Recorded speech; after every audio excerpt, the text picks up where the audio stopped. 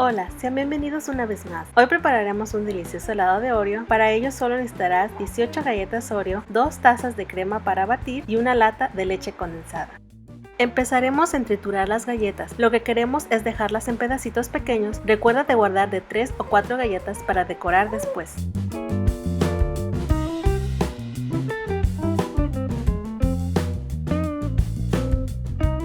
En un bol grande, bate la crema para batir hasta que se formen unos picos.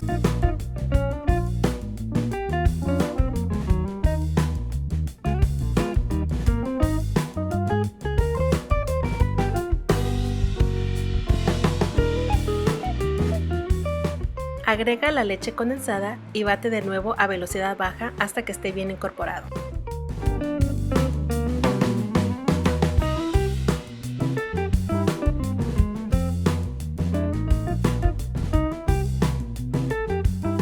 Vierte las galletas Oreo que previamente habíamos triturado y mezcla muy bien.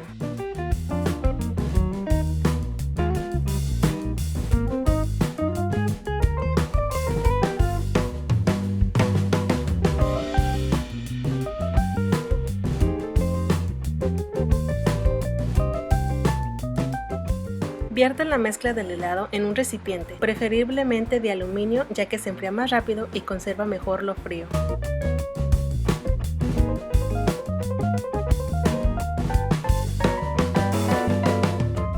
Decora con las galletas restantes y tapa con un plástico o tapadera y llévalo al congelador mínimo por 6 horas.